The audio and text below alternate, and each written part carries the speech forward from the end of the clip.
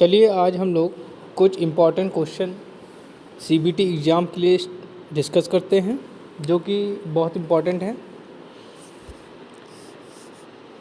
देख रहे हैं, कह रहा है डीसी जनरेटर में एक्स के रूप में चिन्हित भाग का नाम क्या है। ये आपको एक फिगर दे दिया गया है, ठीक है। एक आपको फिगर दे दिया गया है और पूछ रहा है कि आपसे कि ये एक्स जो भाग है ये क्या रिप्रेजेंट कर रहा है। आर्मेचर कोर कर रहा है, ब्रश कर रहा है, कम्यूटेटर राइज़र कर रहा है और कम्यूटेटर सेगमेंट। तो बच्चों ये जो है रिप्रेजेंट कर रहा है आपका कम्यूटेटर राइज़र, ठीक है, ठीक है। और कम्यूटेटर, ठीक है। चलिए अगला क्वेश्चन देखते हैं। क्या कह रहा है कि what is the name of DC generator. ये आपको एक डीसी जनरेटर दे दिया गया है, ठीक है। और आपसे पूछ रहा है कि ये कौन सा डीसी जनरेटर है, ठीक है। ये देखिए आपकी ये शंट वाइंडिंग है और ये सीरीज़ वाइंडिंग है, ठीक। शंट है और सीरीज़ वाइंडिंग है, ठीक। अब दोनों को जोड़ दिया गया तो ये कंपाउंड जनरेटर हो गया। अब यहाँ से ध्यान से देखिए, दोनों करंट का डायरेक्शन क्या है, अलग है, ठीक है, अलग है। तो ये कौन सा जनरेटर हो जाएगा, ये आपका जनरेटर हो जाएगा डिफरेंशियल लॉन्ग शंट जनरेटर, ठीक है। क्या हो जाएगा, differential long shunt generator, differential long shunt generator हो जाएगा, ये डिफरेंशियल लॉन्ग शंट जनरेटर हो जाएगा। आपका पहला ऑप्शन बिल्कुल सही है। आपका पहला ऑप्शन बिल्कुल सही है, ये डिफरेंशियल लॉन्ग शंट जनरेटर हो जाएगा, ठीक है। चलिए अगला क्वेश्चन देखते हैं।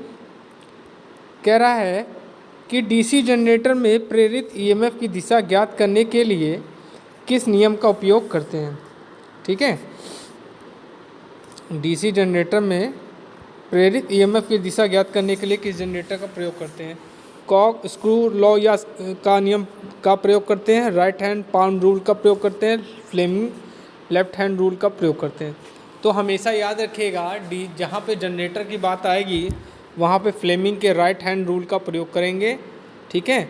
और जहाँ मोटर की बात आएगी वहाँ पे फ्लेमिंग के बाएं हाथ का नियम का प्रयोग करेंगे। तो यहाँ पे क्या हो जाएगा, फ्लेमिंग के राइट हैंड का रूल, ठीक है।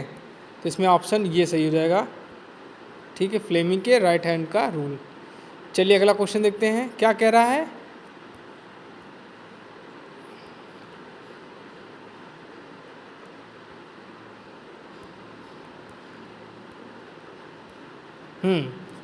डीसी जनरेटर में उत्पन्न ईएमएफ गणना करने के लिए किस सूत्र का प्रयोग करते हैं। देखिए जो सूत्र होता है ये होता है E equal to phi Z P N by 60A होता है, ठीक है। और ये क्या होता है, AC होता है। क्या होता है, हमेशा AC होता है। कहाँ पे होता है, आर्मेचर में। कहाँ होता है, आर्मेचर में, ठीक। तो इसमें आंसर क्या हो जाएगा आपका, इसमें आंसर आपका हो जाएगा थर्ड ऑप्शन बिल्कुल सही है। थर्ड ऑप्शन बिल्कुल आपका सही है, third option phi Z N P by 60A, ठीक है। चलिए अगला क्वेश्चन देखते हैं। ईएमएफ गणना करने के लिए सूत्र क्या है। ईएमएफ की गणना करने के लिए सूत्र क्या है, ठीक है। तो डीसी मोटर है, तो डीसी मोटर में क्या हो जाएगा, तो इसमें आंसर क्या हो जाएगा आपका, इसमें आंसर हो जाएगा आपका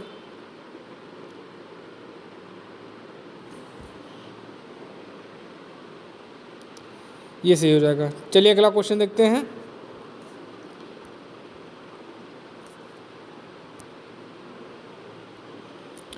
डीसी जनरेटर में एक्स के रूप में चिन्हित भाग का नाम क्या है, ठीक है।